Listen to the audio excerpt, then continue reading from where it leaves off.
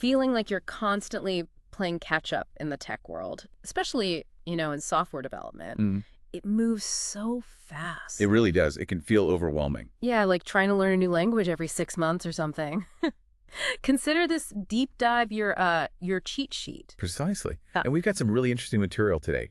We're looking at the profile and interview notes of Prashant Singh. He's a recent grad, just finished Java full stack training. Oh, interesting, like looking over the shoulder of someone just starting out. Exactly. Think of it as peering into the toolkit. Yeah.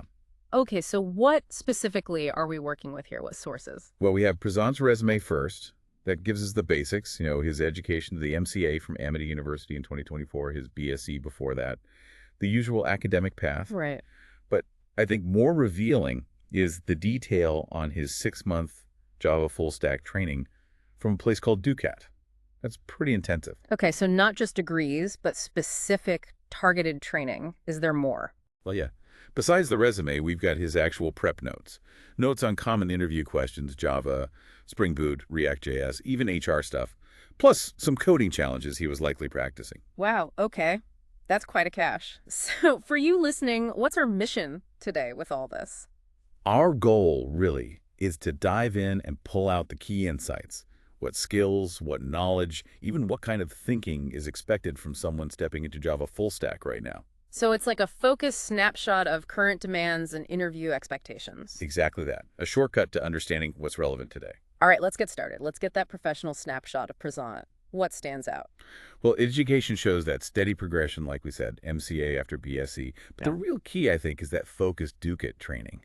6 months of Java full stack that shows clear intent. He's serious about this specific path. Right. And his career objective on the resume, while maybe a bit standard sounding, contributing to growth while enhancing expertise, it still underlines that professional drive. Makes sense. Now, the tech stack. He seems to cover a lot of ground. Can you break down those technical skills for us?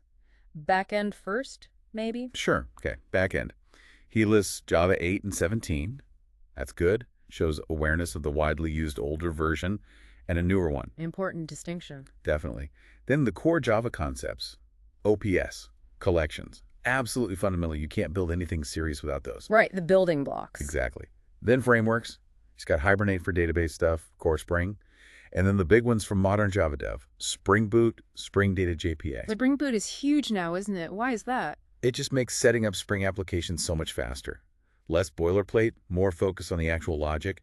Spring Data JPA simplifies database access even further. Okay. What else on the back end? He also lists Spring security, super important for protecting apps and knowledge of RESTful APIs. That's how most modern web services communicate, so yeah, essential. Okay, solid back end list. What about the front end? What's he using there? Front end is mainly focused on React.js. For building those interactive user interfaces. It's component-based, very popular. Right, and I see Redux mentioned too. Yeah, Redux is often paired with React, especially in larger apps, to manage the application's state. Makes data flow more predictable. And the basics, HTML, CSS. Of course. HTML, CSS are foundational. He also lists Bootstrap, which is like a pre-built kit for responsive design, and Tailwind CSS. That's another popular approach, more utility-focused styling. Got it. And it's not just code, right? He lists databases, tools. Exactly. Databases, MySQL, the traditional relational one, but also MongoDB and Firebase, which are NoSQL. So he understands different data storage model. That shows breadth. It does. And the tools are all standard developer kit. VS Code, Eclipse, STS, those are IDEs where you write the code. Postman for testing APIs. Git and GitHub for version control, absolutely crucial for collaboration. Can't live without Git these days. Pretty much. And Docker, too, for containerization. Makes deploying apps way easier and more consistent. Now, this next bit caught my eye. AI and media tools. ChatGPT, Whisper, Canva AI. That's not typical developer stuff, is it? That's a really sharp observation. Yeah, listing things like ChatGPT, Whisper for transcription, NotebookLM, Canva AI, alongside FFmpeg for video, Zoom, OBS Studio. It suggests something more. Like what? Well, it shows he's aware of the broader tech landscape, beyond just coding. He's looking at tools that boost productivity, maybe automate things. It could even hint at an interest in using AI within development workflows later on. It's forward-looking. Interesting. Okay, let's look at how he applied these skills. His projects. He lists 3. First, Chatbook from university. What's notable there? Okay, Chatbook. Worked on it for a few months. It's got a React front end styled with Bootstrap. Yeah. But the back end is Express. That's JavaScript, usually with Node.js and Firebase for the database. So a full JavaScript stack for that one. Right. Shows versatility. And his responsibilities listed developing features, testing, optimizing performance, QA, analysis. It covers the lifecycle pretty well. Plus, crucially, there's a GitHub link. Always good to see the code. Always. Okay, next project. PayCard web application from the Ducat training. Different tech here. Yes, this one shifts to the Java backend he learned at Ducat. Spring Boot, Spring Security. Still React on the front, but this time with Redux and MySQL for the database. So demonstrating the skills from his specific training. Exactly. And the responsibilities, again, hit key areas. Development, QA, thinking about architecture, performance, integrating features, and again, GitHub link provided. Big tick. Good consistency. And the third one, APNA BAZAR e-commerce, also from Ducat, marked as ongoing, sounds more complex. It likely is. E-commerce platforms usually have a lot going on. The tech stack is similar to PayCard React, Redux, Bootstrap frontend, Spring Boot, Spring Security, MySQL backend. That seems to be his core Ducat stack. Makes sense. But the list of responsibilities is much longer here. Building specific features, admin panel, categories, products, testimonials, checkouts, image uploads, secure logins, API integration. Right, real-world e-commerce stuff. Yeah, plus the usual performance, QA, analysis bits. It looks like his main portfolio piece demonstrating that Java full-stack capability. And yes, another GitHub link. It's really valuable seeing that consistent Spring Boot React combo across the Ducat projects. Now, his notes have a prepped answer for, tell me about yourself. What's he hitting there? It's a pretty smart structure. Starts personal, where he's from, where he is now, then quickly hits the academic milestones, MCA, BSc, the years, the university. Gets the basics out of the way. Right. Then the pivot to skills emphasizes the Ducat Java full-stack training, names the key technologies learned, and finally, ties it to proof. Mentions a PayCard and APNA market projects and their core tech. Concise, relevant, focused on the job. Nicely done. Let's zoom in on that APNA market project explanation he has. What should an interviewer really note? He frames it clearly. It's an admin platform for e-commerce. He restates the architecture Spring Boot for the backend APIs. Those communication channels. Exactly. ReactJS for the UI, MySQL for data storage, and importantly, JWT JSON web tokens for security. Keeping track of who's logged in, what they can access. Okay. The key is how this project directly connects back to the skills and responsibilities listed on his resume. It's where the theory meets practice for him. Got it. Let's switch gears to core Java. His notes break down Java 8 features. For listeners maybe not deep in Java history, why was Java 8 such a big deal? Oh, Java 8 was huge. It really changed how people wrote Java code. Yeah. Made it much more concise, more expressive. The headliners were Lambda expressions. Which let you treat functions like data, basically. Sort of, yeah. Pass behavior around easily, enables functional programming styles. Yeah. Then the Stream API, a totally new way to work with collections of data. Filtering, mapping, transforming, much cleaner, often faster. Sounds powerful. What else? The optional class, to help fight those dreaded null pointer exceptions. Default methods and interfaces let interfaces evolve without breaking everything. Method references for shorthand. A whole new date and time API, much better than the old one. Tell me about it. Collectors for gathering stream results. Najhorn JavaScript engine, parallel streams for easy multi-core processing. Yeah. It was a massive update. He includes examples for lambdas, streams, and optional. Can you quickly illustrate what they show? Sure. The lambda A plus B is just super simple. A function taking two numbers, returning the sum, very compact. Okay. The stream example list dot stream.filter n5.select collectors.list shows that declarative style. Right. Take a list, stream it, keep only numbers over 5, collect results. Very readable. Right. And the optional example, optional string name in equals optional.abefa. Yeah. Shows creating an optional holding a value. It signals this might or might not have a value, helping avoid null checks everywhere. Makes sense. Moving on to Java strings. Seems basic, but why is a deep understanding important? Strings seem simple, but they're fundamental and have quirks. His notes nail it, sequence of characters, yes, but it's a class in Java.lang, not a primitive. Key distinction. Absolutely. And the features. They're objects. They're immutable. Can't change them. Once created, often stored in the string constant pool, SCP, for efficiency, and have tons of built-in methods. Getting this right matters for performance and correctness. He mentions 2 ways to create strings. What's the difference we really need to remember? The big one is literal versus new. String S1, hello, that's a literal. It goes into the string constant pool. If you make another string S2 equals hello, Java often just points S2 to the same object in the pool. Saves memory. Okay. And using new. String S3 equals new string. Hello. Always creates a new object on the heap, separate from the pool, even if hello is already in the pool. This really matters for memory and how comparison works. Right, the equals versus equals confusion. And why immutable? Why can't you change a string? Several big reasons. Security. Imagine passing a password string that could be changed later. Bad news. Memory efficiency. The string pool only works safely because strings can't change. Multiple things can point to the same hello without worry, and thread safety. Immutable objects are inherently safe to share between threads. Okay, that makes a lot of sense. His notes list common string methods, any must-knows. Definitely. Yeah. Length, substring, uppercase equals, replace, split, trim. You use these all the time. Knowing them is just basic Java fluency. He's got code examples too, like reverse a string. What's the logic? The reverse string example is straightforward. Loop backwards through the original string, character by character, and append each one to a new string. Builds the reverse version. Simple enough. What about remove duplicate characters? The remove duplicates example iterates through the input. For each character, it checks. Is this character already in my result string? If not, it adds it. So you end up with only the unique characters in their first seen order. Clever. And he has mixing strings, removing numbers, and that add two numbers without third variable trick. Yeah, mix strings interleaves characters from two strings. Remove numbers uses replace all with a regex 09 to strip out digits neat trick. And add without third is a classic bit twiddling like puzzle using arithmetic to swap two numbers without a temp variable. Just a bit of problem solving flair. Then the comparison versus equals. Crucial confusion point. Super crucial. His example nails it. S1 equals Java, S2 Java. S1 equals S2 is often true because they point to the same object in the string pool. But S3 equals new string Java creates a new object. So S1 equals S3 is likely false different objects. But their content is the same. Exactly. That's why S1 dot equals S3 is true. Equals checks the actual character sequence, the content. Checks if the references point to the very same object in memory. You also always want dequals for strings. Got it. And his wrap-up interview questions for strings, key themes. They hit the core stuff. Is string a primitive? No. Class? Why immutable? Memory, security, threads versus equals. What's the string cool for? Can you modify a string? No. Needs string builder buffer. Standard fundamental checks. Good summary table, too. Okay, let's shift to Java arrays. What are the essentials from his notes? He defines them well. Fixed size, same data type, contiguous memory. The integer array example is clear. Key features. Fixed size, can't change after creation. Zero-based index, homogeneous elements stored on the heap.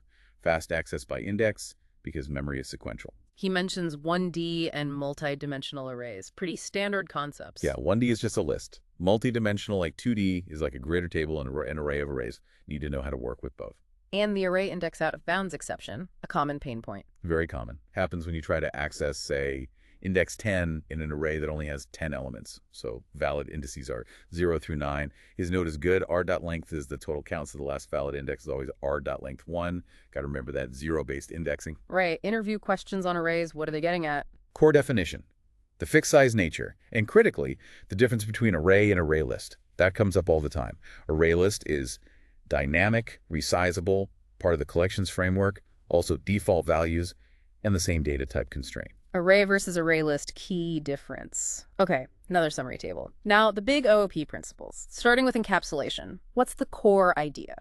Encapsulation is fundamentally about bundling data, variables, and the methods that work on that data together inside a class. Like a capsule, his analogy. Exactly. And crucially, hiding the internal state of the data, usually by making variables private, and then providing controlled access through public methods, getters, and setters. What are the benefits of doing that? Why bother? Key advantages. Data hiding protects internal state from just anyone messing with it.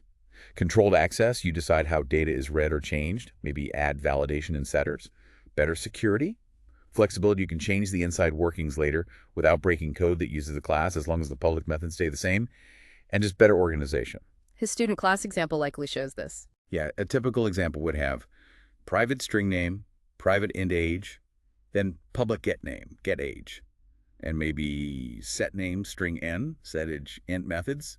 That's encapsulation in action, hiding data, controlling access. So the fundamental why is about building robust, maintainable code. Precisely. Reduces bugs, makes future changes easier, protects data integrity. It's just good object-oriented design practice. The interview questions seem to cover the basics.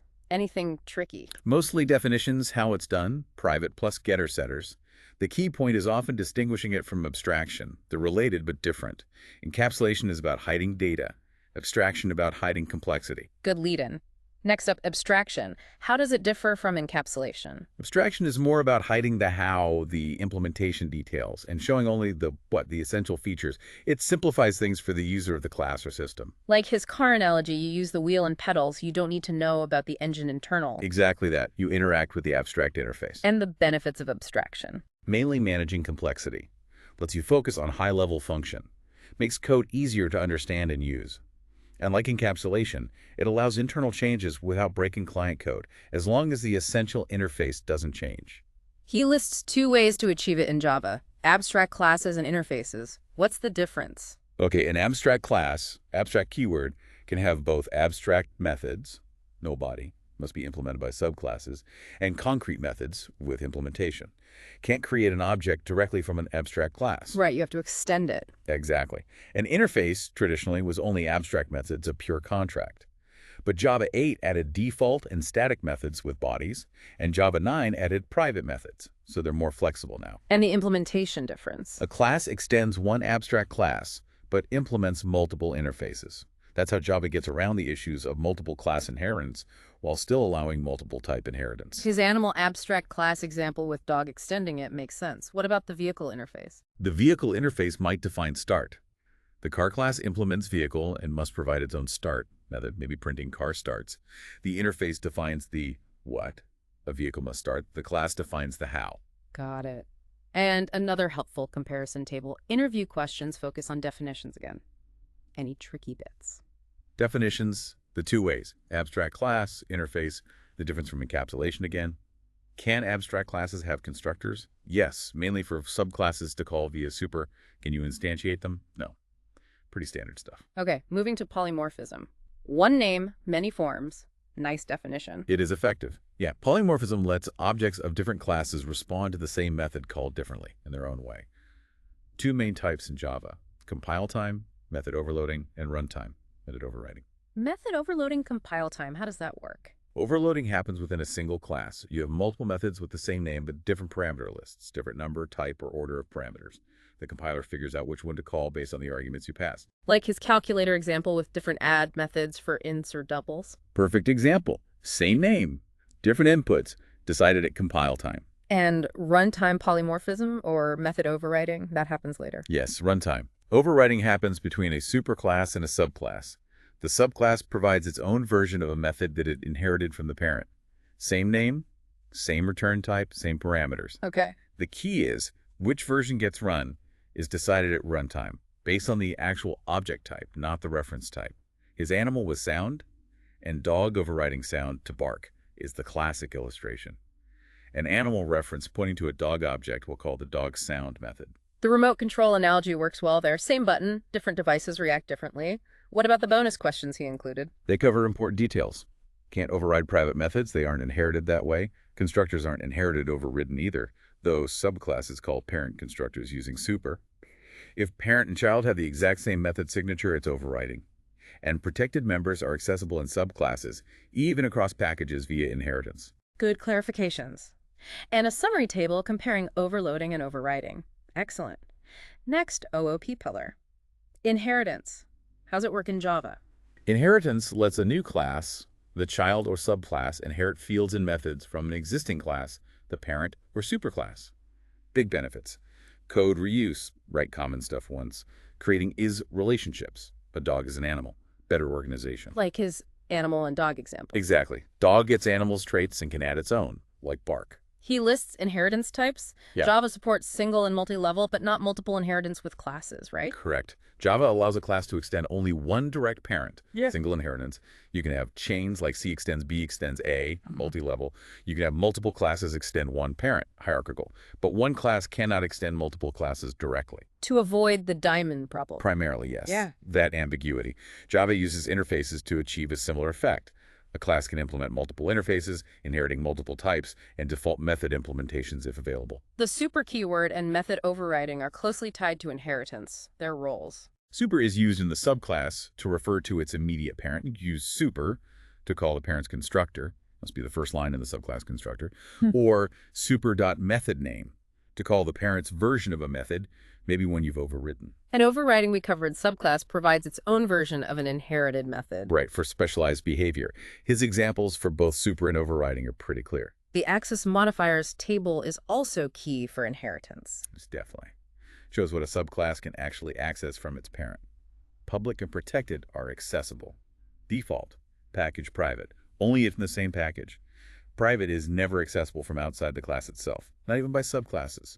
Fundamental stuff. Inheritance interview questions seem standard core concepts, multiple inheritance limits, super overriding. Okay, let's tackle the Java collections framework. Huge topic. What does he focus on? Is huge, yeah. His notes wisely hit the interview hotspots. Core interfaces. List, ordered, allows duplicates. Set, unordered, typically no duplicates. Map, key value pairs. Got to know the basic contract of each. And their common implementations. Yes. For list, array list, dynamic array versus linked list, doubly linked list. For set, hash set uses hash map internally, unordered, versus tree set, sorted uses tree structure. For map, hash map unsorted, half table-based versus tree map, sorted keys, tree-based. Knowing the pros and cons, underlying data structures, and performance characteristics is key. What else comes up often? Iterators, iterator, list iterator. For traversal, fail fast versus fail safe iterators, how they handle collection changes during iteration, and comparable versus comparator for sorting, how to define natural order versus custom sorting logic. He has concise Q&As covering these. Any standouts for interview prep? Definitely the comparison questions. Array list versus linked list, hash set versus tree set, hash map versus tree map. Be ready to explain why you choose one over the other. Understanding hash map internals like hash code and equals is critical. Comparable comparator differences too. Knowing the default array list capacity is a common detail check, and just naming implementations for list set map shows basic familiarity. And those bonus tips equals hash code, generics, interface programming. Why highlight those? They signal deeper understanding. Correct equal hash code is vital for hash-based collections. Generics provide type safety, catching errors at compile time. Programming to interfaces like list string list, new array list. Instead of implementations, array list string list makes code more flexible and maintainable. These are good habits. Let's pivot to the HR side. His notes on why hire you and strength weaknesses. What's the approach? For why hire you, he focuses on matching his skills to the job. Hands-on experience with the right tech, Spring Boot React, quick learner, detail-oriented, problem solver, solid foundation. Hits the right notes. And strength weaknesses. The strengths. Problem solving, quick learning, consistency, standard but solid. Weakness. He identifies over-perfectionism, which is common, but crucially, he includes a strategy balancing quality with deadlines. Showing self-awareness and a plan for improvement is key. Smart. He also prepped using the STAR method for describing projects. How did he apply it to APNA Market? He did it well. Situation. Admin e-commerce platform. Task. His specific responsibilities, back-end APIs, front-end integration, features like auth. Action. The specific tech used. Spring Boot JPA, JWT, React with Axios, file handling. Result. Functional admin panel, secure login, comprehensive management, plus skills learned. It's a clear, structured way to talk about experience. Very effective. Then we have the example, core Java, Spring Boot React questions, quick refreshers. Exactly. They reinforce basics. Interface versus abstract class, exceptions, Spring Boot advantages like auto-configuration, dependency injection, React hooks, component lifecycle, just hitting key concepts across the stack. Okay, finally, the interview programs with explanations. String programs first, anagrams, palindromes, counting characters. What skills are tested here? These really test basic string manipulation and algorithmic thinking. Anagrams often involve sorting characters. Palindromes involve comparing with the reverse. Counting vowels, consonants, tests, iteration, and conditional logic. Counting character frequency usually points towards using a hash map.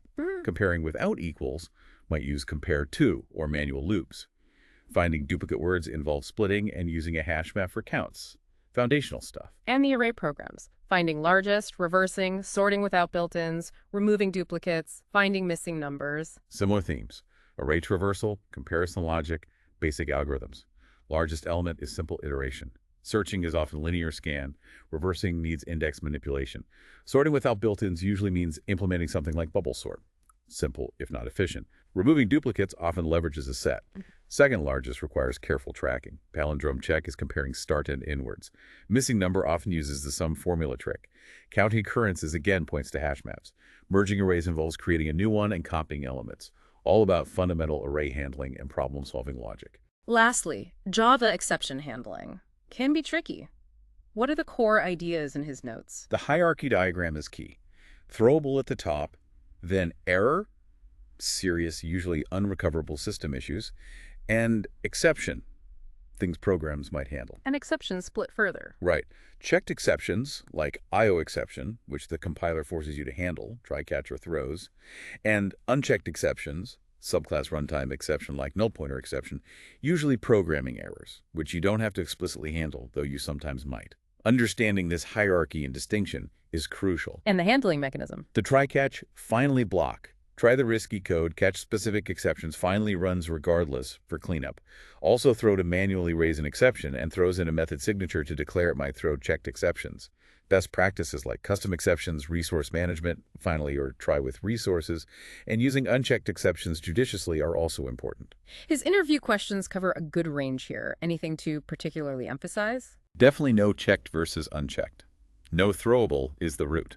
Understand finally always runs almost. Difference between throw and throws.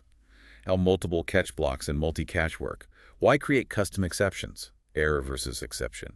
Rethrowing, chaining, suppressed exceptions with try with resources, and the benefit of try with resources itself for clean resource handling. It covers the breadth well. That seems like a very thorough look at Prashant's preparation. So wrapping up, what have we really seen here? Well, Prashant's profile in these notes, they give us a really valuable a surprisingly complete snapshot of what's expected for an entry-level Java full-stack role right now. Yeah, it covered a lot. It really does. The specific technologies, the OOP fundamentals, data structures, the kinds of interview questions, both technical and HR, and even the problem-solving demonstrated in those coding challenges. So for you, the listener, what's the big takeaway from digging into all this? I think this deep dive offers a really structured, efficient way to grasp the key focus areas if you're looking to get into Java full-stack, or maybe level up your skills. It shows you what's currently valued, what technologies are hot, what questions to expect, what practical coding skills matter. Like getting an inside look at the curriculum almost. Exactly. A sneak peek at what it takes to break into the field today. That's a great way to put it. Okay, for our final thought to leave you with, think about the specifics we saw in Prashant's profile. You know, the dominance of Spring Boot and React, the focus on REST APIs, the solid OOP foundation, even his awareness of AI tools like ChatGPT. How do these reflect the broader trends in software development today? Yeah, what does that tell you about where the industry might be going? And maybe more importantly, what does it suggest about where you might want to focus your own continuous learning efforts? Something to chew on.